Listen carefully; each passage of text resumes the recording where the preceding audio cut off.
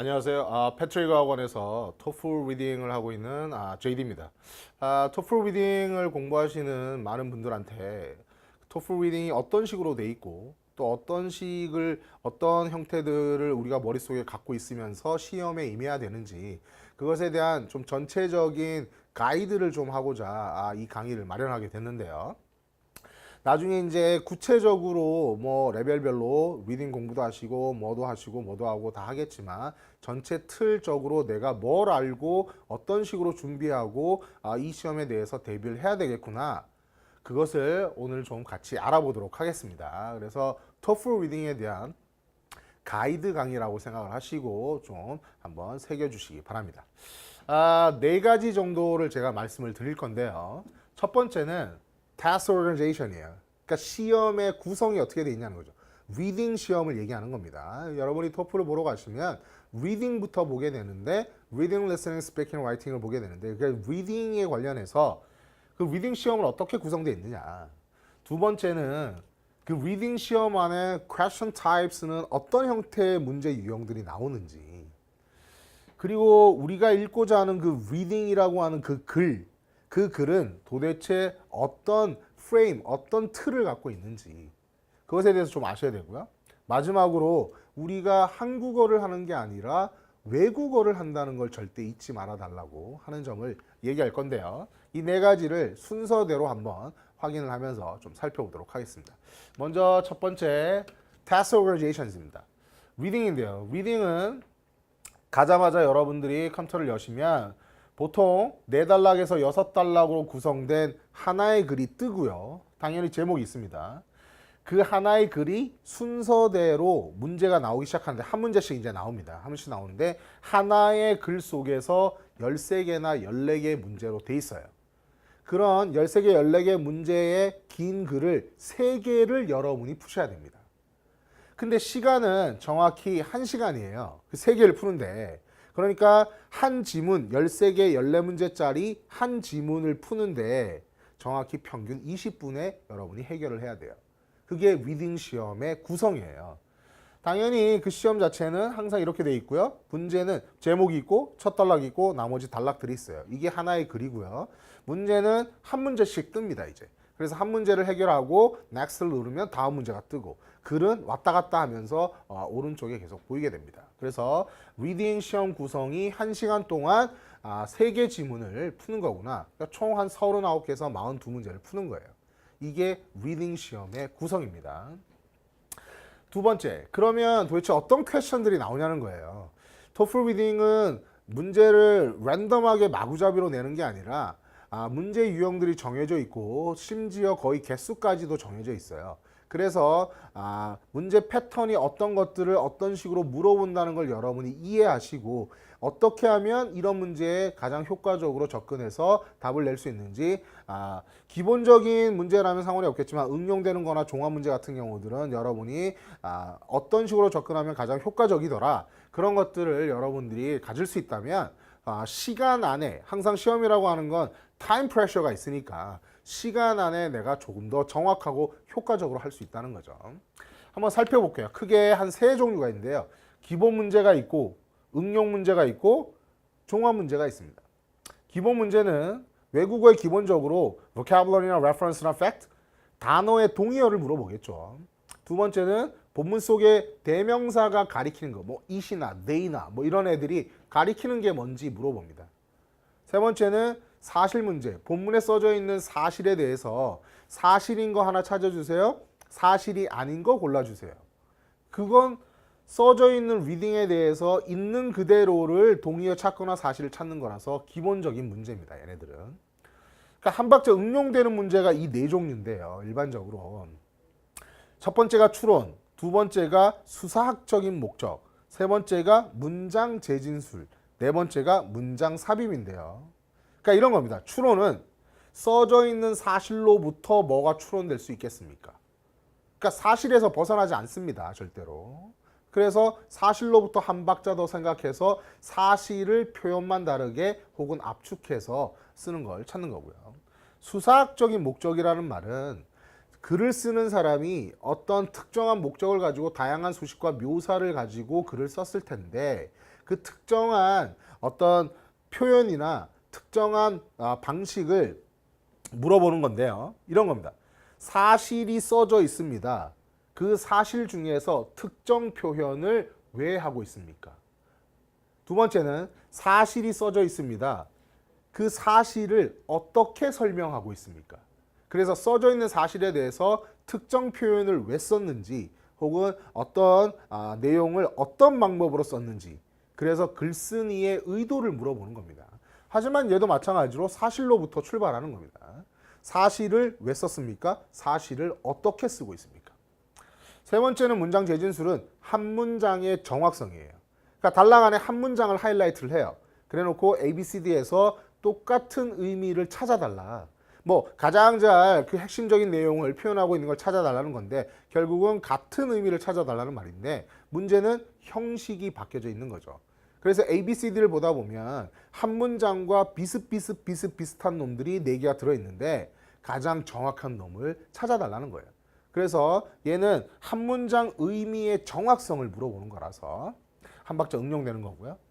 네 번째는 문장 삽입인데요. 얘는 문장과 단락 간의 관계를 결국 물어보는 건데 한 단락 안에 문장 하나를 빼고 그 문장을 다시 순서에 맞춰서 집어넣어 달라는 거죠. 그래서 정확히 얘는 한 박자 응용하는 문제라고 생각하시면 됩니다. 사실로부터 뭐가 추론됩니까? 사실로부터 왜 썼습니까? 어떻게 설명합니까? 한 문장의 의미의 정확성, 문장의 순서 맞추기 그렇게 생각하시면 정확히 이해가 될 것 같습니다. 마지막으로 글 전체를 물어보는 종합 문제가 있는데요. 종합 문제는 두 종류입니다. 첫 번째는 글 전체를 요약하는 문제가 있어요. 그래서 요약하려고 할 때 6문장 중에서 3문장을 선택해달라. 두 번째는 글 전체의 설명문인데요. 그 설명문에 두 종류 이상이 비교 대조되거나 종류가 나열되는 설명문이면 그 두 종류 이상의 각각에 대해서 글에 써져 있는 팩트로부터 각각에 해당하는 것을 팩트로 매칭을 해서 표를 만들어 달라라고 하는 겁니다. 그래서 얘는 글 전체에서 팩트를 찾는 글 전체 팩트 매칭하는 게임입니다. 그래서 사실은 여기 지금 제가 소개한 한 8종류의 퀘스천 타입이 토플 리딩에 나오는 모든 퀘스천 타입이고 기본적인 것은 외국어 실력적으로 키워가면 되겠지만 여기에 있는 것은 실력적으로 키워가면서 한 박자 더 응용하는 거니까 여러분들이 어떤 방법이 더 효율적인지를 좀 공부를 해서 시간 안에 지금 효과적으로 하려고 하는 거니까 숙지를 좀 해야 되겠고요. 그리고 맨 마지막 종합 문제, 도대체 요약이라고 하는 건 어떤 기준이 있는지 어떻게 해야 되는 건지 그것에 대해서 여러분들이 좀 공부를 해야 되겠죠. 그래서 퀘스천 타입이 이렇게 있다고 생각을 하시고 그것에 맞추어서 각각에 대해서 효과적으로 이렇게 접근해야 되겠구나 저렇게 접근해야 되겠구나 이건 이런 걸 요구하는 거구나 그거를 숙지해 나간다고 생각하시면 될 것 같아요. 결국 시험에는 얘가 다 나옵니다. 다 나옵니다. 세 번째, 이 리딩 스트럭처가 굉장히 중요한데요. 이게 뭐 시험이나 문제는 좀 차치하고 우리가 지금 읽으려고 하는 토플 리딩이라고 하는 게 어떤 글인지에 대해서 좀 생각을 해봐야 되는데요. 좀 간략하게 얘기를 해드릴게요. 우리가 읽고 있는 토플 리딩은 첫 번째 영어 설명문입니다. 우리는 다른 장르의 글을 하는 게 아니라 수필을 하는 게 아니라 소설을 하는 게 아니라 영어 설명문이라고 하는 한 가지 장르만 합니다. 그 영어 설명문이라고 하는 한 가지 장르는 항상 설명문이기 때문에 뒤죽박죽 써 있지 않고 체계적으로 써 있어요. 그래서 스텝 바이 스텝으로 시스템매틱하게 글이 써져 있는 영어 설명문이구나 라는 걸 잊지 마시고요. 그 설명문이라고 하는 한 가지 장르 속으로 모든 종류, 모든 분야의 내용이 다 설명문이라고 하는 장르 속으로 들어오게 되는 겁니다. 들어오게 되는데요. 근데 이게 설명문이라고 하는 한 가지 장르를 한다는 게 굉장히 중요한 의미를 갖고 있는데 한 가지 장르를 한다는 건 뭐냐면 그 장르를 가장 잘 표현하는 글을 쓰는 기본 구성 방식이 한 가지라는 뜻이에요. 기본 구성 방식이. 그러니까 기본적으로 설명문은 이런 틀로 쓰는 게 가장 많다. 가장 설명문의 목적에 부합한다라고 하는 기본 틀의 구성이 있단 말이에요. 예를 들어서 소설은 소설의 어떤 기본 구성 방식이 있단 말이에요. 발단, 전개, 위기, 절정, 결말 그런 식의 어떤 기본 구성이 있다고요. 100% 그렇게 쓰는 건 아니지만 왜 그렇게 쓰는 게 기본적이라고 교과서나 이런 데 설명이 돼 있을까요? 그건 그렇게 쓰는 게 소설이라고 하는 장르의 목적에 부합하기 때문이에요. 설명문도 마찬가지고 설명문이라고 하는 건 모르는 내용에 대해서 설명을 해주는 건데 그 설명을 해주는 방식이 어떤 방식을 취하니까 가장 좋더라라고 하는 게 있는데 그래서 그 기본 구성 방식이 있단 말이에요. 그래서 설명문은 기본적으로 어떤 구성 방식에서 모든 종류가 다 들어온다라고 하는 게 중요한 겁니다. 그러니까 내용이 없어도 기본적으로 이런 틀로 쓴다. 그 틀에 맞추어서 쓰기 때문에 여러분들이 틀에 맞추어서 인포메이션들을 캡처한다고 생각하시면 될 것 같아요. 그 기본 틀이 토픽 디테일로 쓰는 겁니다. 한 단락의 설명문을 쓸 때 토픽 디테일로 쓰는 겁니다. 제가 좀 이따 얘기하죠. 그래서 기본 구성이 있고 당연히 기본 구성이 100%는 아닐 거니까 응용되는 또 구성이 있을 텐데 기본 구성이 7, 80%가 넘어요. 그러니까 기본적으로는 어떤 틀로 쓰는데 응용되는 구성은 이런 게 있으니까 그런 두세 가지로 내가 설명문을 항상 읽어가면서 정보를 파악하면 되겠구나. 얘가 굉장히 중요한 겁니다. 여기에 맞추어서 읽어야 됩니다. 그럼 조금 구체적으로 볼게요. 그래서 구체적으로 보면 이게 한 단락짜리 설명문이라고 하면 한 단락은 결국 한 가지 내용을 쓰는 겁니다. 한 가지 내용을 쓰는데 얘네들은 두 개로 나눠서 써요. 앞부분과 뒷부분으로 나눠서 쓰는데요. 앞부분은 메인 토픽이라고 하고요. 뒷부분을 디테일즈라고 하는데 메인 토픽은 얘네들은 한 단락을 쓸 때 먼저 내가 쓰고자 하는 주된 소재를 제일 앞에다가 먼저 씁니다. 그러니까 결론을 먼저 쓰는 거죠. 나 이거 쓸 거야 라고 먼저 제시합니다.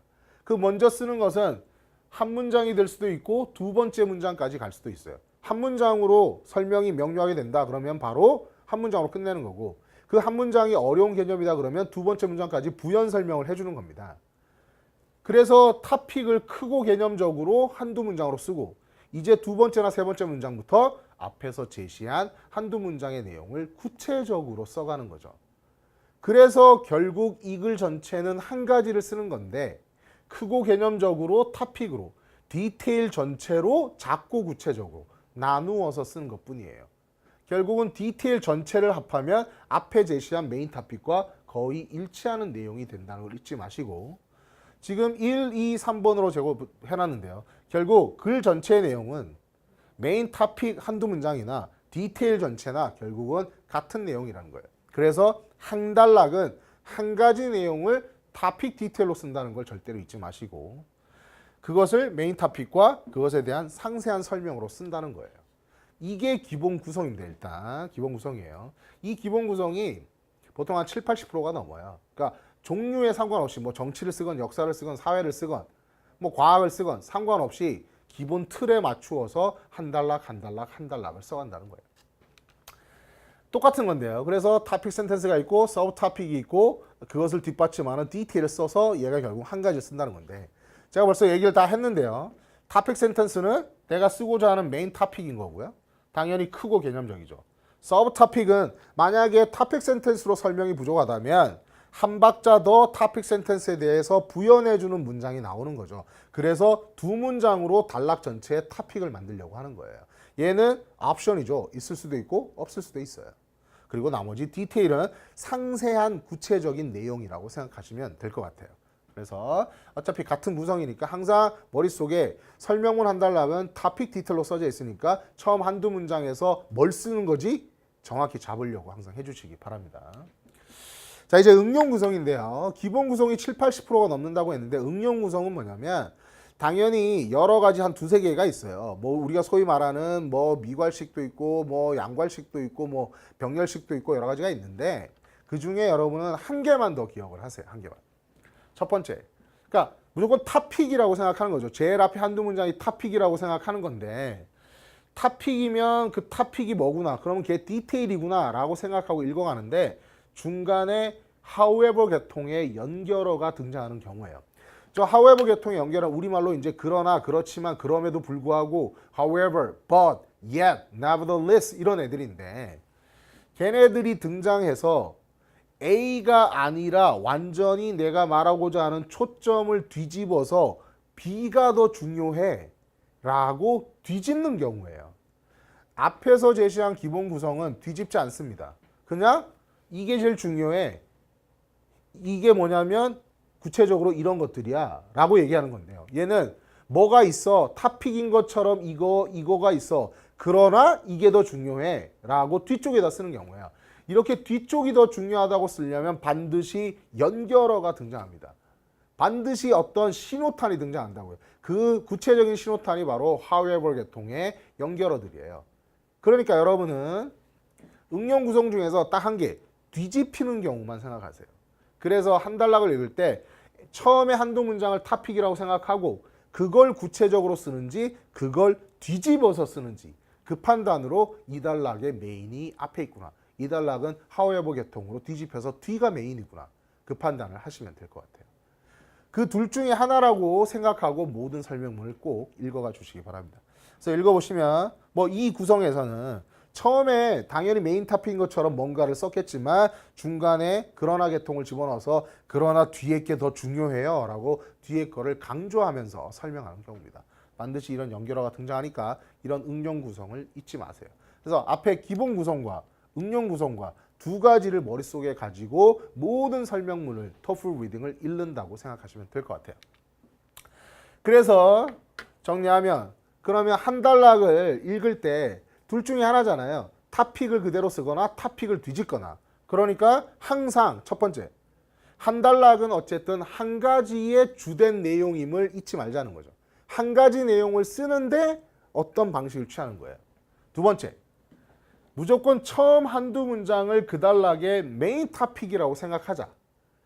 아, 이건 이 소재, 이 주된 소재를 쓰는구나 라고 생각을 하고 그래서 디테일을 읽어갈 때 메인 탑픽을 그대로 쓰는지 메인 탑픽을 뒤집어서 쓰는지 그것만 판단해서 그 단락을 한마디로 좀 생각을 하자라고 하는 거죠. 그래서 항상 글의 구성은 한 단락은 topic 디테일로 한 가지 내용을 썼거나 아니면 A, however, B라고 해서 B를 중심으로 한 가지 내용을 썼거나 그 두 가지가 거의 99%라고 생각하시면 됩니다. 그래서 한 단락의 설명문을 읽을 때 이런 방식으로 좀 읽어주시기 바랍니다. 이거는 이제 나중에 우리가 이제 시험을 보게 되는 단락은 한 단락짜리 글이 아니죠. 그래서 긴 글의 구성인데 긴 글의 구성은 실제 제가 액츄얼 테스트를 할 때 어떤 식의 구성을 갖는다고 더 자세히 설명을 하겠지만 간단하게 이런 겁니다. 얘도 첫 번째 단락이 있고 나머지 단락들이 있다고 생각하세요. 그래서 얘가 전체가 한 가지 내용인데 첫 번째 단락은 글 전체의 개요를 쓴 거고 그 개요의 구체적인 내용을 단락별로 쓴 겁니다. 첫 단락은 항상 이 글 전체의 주된 소재와 그 소재에 어디에 초점을 맞춰 쓰겠다라는 전체 틀을 제시하는 거고요. 두 번째 단락부터는 조금 전에 제가 얘기한 topic 디테일로 쓰거나 A, however, B의 형태로 한 단락을 한 가지 내용으로 쓰는 형태로 되어 있습니다. 그래서 항상 체계적으로 아주 글이 써져 있다는 걸 잊지 마시고 토플 리딩을 단락 읽을 때 topic 디테일로 A, however, B의 형태로 단락을 파악한다고 생각하시면 거의 정확하게 읽어낼 수 있습니다. 그래서 그 기준을 가지고 모든 토플 리딩을 읽어주시기 바랍니다. 마지막으로 이제 외국어라고 하는 걸 제가 좀 강조드리고 싶은데 이제 우리가 중고등학교 때나 뭐 이럴 때 영어라는 언어를 학교에서도 배우고 중간고사 기말고사 때 뭐 좋거나 싫거나 여러분들이 계속 공부를 해왔을 거예요. 그러다 보니까 영어라는 언어에 대해서 어느 정도는 좀 익숙해져 있고 혹은 좀 두리뭉실하게 대충 때려 맞추거나 뭐 이런 것들이라도 뭐 풍월로 들은 것들이라도 내가 공부를 안 했을지라도 조금은 그래도 익숙한 언어가 돼 있단 말이에요 지금. 그러다 보니까 얘도 토플 리딩도 대충 때려 맞추면 되는 거 아니야? 객관식이라며 라고 생각하는 사람들이 많아요. 여러분들이 공부해서 시험을 봐보시면 알겠지만 얘는 그렇게 때려 맞출 수 있는 게 아닙니다. 내용적으로 여러분이 공부하지 않으면 10년을 문제풀이해도 소용없어요. 왜? 시험장에 가면 새로운 글을 읽어야 되기 때문이에요. 그 글을 시간 안에 얼마나 나이스하게 읽을 수 있느냐. 그래서 그 글의 내용에 맞추어서 모든 문제를 푸는 거기 때문에 글을 읽어내는 힘이 없으면 즉 내용적인 깊이와 넓이가 없다면 토플 성적은 안 나옵니다. 특히나 리딩은 더더욱 안 나옵니다. 안 올라갑니다. 그러니까 첫 번째, 외국어라는 걸 절대로 잊지 마시고 내용적인 공부를 한다는 걸 절대 잊지 마시기 바랍니다. 그게 이제 리딩에 관련된 거면 크게 이제 세 가지인데요. 간단하게 당연히 기본적으로 글의 기준이 되는 단어를 좀 외워야 되겠죠. 근데 단어라고 하는 게 이제 한국말과 달라서 뭐 한국말도 그런 경우가 많은데요. 한 가지 단어가 한 가지 뜻과 품사로 돼 있지 않은 경우가 많습니다. 근데 처음부터 그걸 동시다발적으로 다 외우기가 쉽지 않잖아요. 근데 한 가지 뜻과 한 가지 품사로 일단 외우세요. 그리고 글을 읽으면서 내가 외운 뜻과 내가 외운 내용으로 품사로 사용이 됐을 때 뭔가 내용이 이상하다라고 느껴진다면 이 단어가 다른 뜻과 다른 품사로 쓰일 수도 있겠구나 라고 해서 폭을 넓히시고 그걸 여러분들의 보캐블러리로 계속해서 받아들이도록 해주셔야 됩니다. 그래서 외국어의 어휘라고 하는 것은 끝이 없습니다. 꾸준히 규칙적으로 계속 하시고 잊어버려도 돼요. 다시 반복하면서 또 익히고 반복하면서 익히고 그러면서 몸에 완전히 익숙해지고 체화돼서 자기 있게 되는 겁니다. 그래서 보캐블러리를 계속한다는 거 잊지 마시고 두 번째, 결국 이 글을 읽으면서 의미 단위 단어를 안다고 해도 그게 의미 단위를 이루고 있는 한 문장 뭐 한 문장보다 작은 절도 있는데요. 어쨌든 그런 문장이 어떤 의미인지를 한 방에 여러분이 딱 들어와야 된단 말이에요. 그렇게 들어오도록 여러분이 읽으면서 만들려면 얘네들이 도대체 한 문장을 어떤 식으로 만드는지 그 센텐스에 대한 여러분이 규칙을 좀 알고 있어야 돼요. 제가 소위 말해서 구체적인 작은 그래머 이런 걸 얘기하는 게 아니라 한 문장 읽어갈 때 혹은 문장 안에 하나의 절, 하나의 문구, 하나의 의미 덩어리들을 읽어갈 때 그걸 한 단어 나누면서 하지 않는다는 거죠.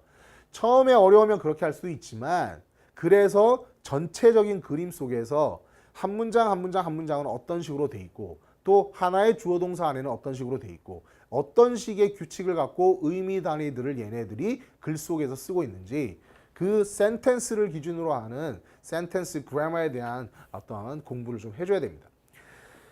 그거 규칙을 공부하지 않으면 글을 읽어가는데 내가 두리뭉실하게 의미를 파악하는 경우가 많아요. 그래서 여러분이 글을 읽으면서 한 문장 있을 때 공부하면서 완전히 좀 자기 걸로 그러니까 이 문장은 한마디로 뭐지? 그런 것들을 이 문장은 이런 구조로 돼 있고 이런 식으로 썼으니까 이런 식의 의미가 있고 이런 식의 의미 연결이 있는 거야 라고 여러분이 판단할 수 있어야 됩니다. 그거를 이해할 수 있어야 되니까 그러기 위해서 센텐스 스트럭처를 정확히 이해하는 센텐스 구조에 관련된 모든 규칙이나 문법에 대해서 좀 공부해야 된다는 생각을 하시면 될 것 같고요.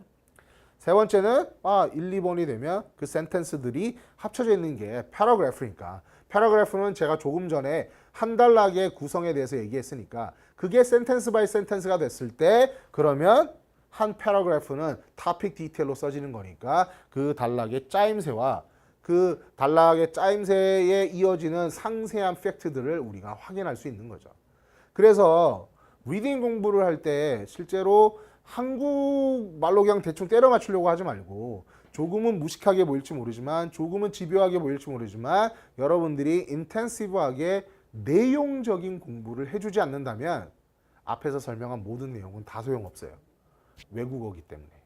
그러니까 외국어라는 걸 잊지 마시고 외국어의 내용을 깊게 넓게 실력을 만들어가면서 무슨 리딩 스트럭처를 이용하든 퀘스천 타입을 이용하든 그걸 이용한다는 걸 잊지 마세요. 얘를 공부하지 않으면 토플 리딩의 성적은 나오지 않습니다. 왜? 읽어낼 수 없기 때문에.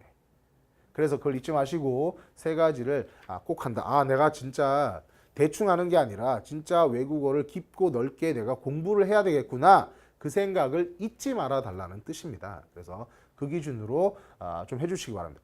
제일 힘든 거예요. 왜? 얘는 하루에 몇 시간 이상씩 꾸준히 규칙적으로 몇 달 이상을 해야 어느 정도 수준에 올라오거든요. 그러니까 그게 너무 힘들지만 이왕 마음을 먹는다면 내용적인 공부를 하면서 여러 가지 스킬적인 요소를 가미하는 거지 내용은 하지 않으면서 스킬만 하는 건 아무 의미가 없어요. 그렇게 해서 시험 보건 해보건 문제풀이 안만 해봐야 시험장에 가면 점수가 안 나옵니다. 그래서 내용적인 공부를 내가 해간다. 그걸 잊지 말아 주시기 바랍니다. 네, 지금 한 네 가지 정도에 대한 가이드를 했는데요. 그래서 뭐 시험 구성은 어떻게 돼 있고, 퀘스천들은 어떤 게 나오며, 우리가 읽는 토플 리딩은 어떤 구성으로 글이 써져 있고, 마지막으로 우리가 하는 언어가 외국어라는 걸 잊지 말자. 그 네 가지를 여러분이 명심하시고 토플 리딩 공부에 임해 주시면 될 것 같습니다. 네, 다음에 구체적인 강의 내용을 가지고 다시 여러분들 만나도록 하겠습니다.